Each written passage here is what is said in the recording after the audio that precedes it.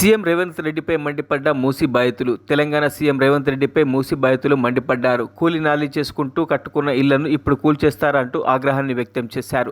తమ ఇళ్ల స్థలాలు ఎఫ్టీఎల్లో ఉన్నప్పుడు అధికారులు పర్మిషన్లు ఎందుకు ఎలా ఇచ్చారని ప్రశ్నించారు. సీఎం రేవంత్ రెడ్డి చేస్తున్న ఇలాంటి పనులు ప్రపంచంలోనే ఎవరు చేయరని, రేవంత్ రెడ్డి డౌన్ఫాల్ మొదలైందని ఈ సందర్భంగా పలువురు అన్నారు. కేసీఆర్ గవర్నమెంట్ పెట్టారా? ఎవరు పెట్టారు? ఈ కొత్తగా వచ్చిందా? ఈ ఎఫ్టీఎల్ నీరు పారుతుందా? పారే ఏరు, ఇది పారే ఏరు 10 ఫీట్ల డౌన్ ఉంది. ఇక్కడ 10 ఫీట్ల డౌన్ ఉంది మూసి.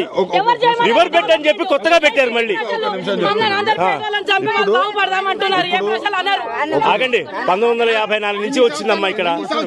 చెప్పండి, క్వశ్చన్ అడగండి. చెప్తున్నా, మీరు ఎఫ్టీఎల్ జోన్ లో లేకపోతే ఇంతమంది ప్రజల్ని ఇబ్బంది పెట్టాల్సిన అవసరం రేవంత్ రెడ్డికి ఏముంది? ఎందుకు?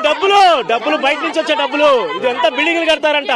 ఈ పెద్ద పెద్ద బిల్డింగ్లు కట్టి సుందరీకరణ. ఎవరు సుందరీకరణ చేయమన్నారు? వరల్డ్ బ్యాంక్ లోంచి 1,50,000 కోట్లు అప్పడిగాడంట కదండి.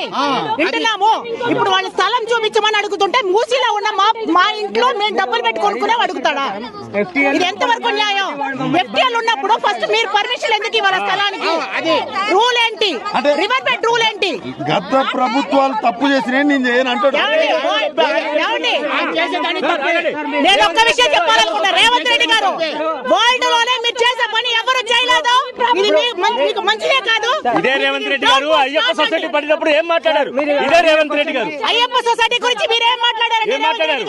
చెప్పారు కదా, ఎల్ఆర్ఎస్ తీసుకుంటాం, పైసా కూడబెట్టుకుంటాము, తీసుకుంటామని. ఇప్పుడు మీరు చేసేదేంటి?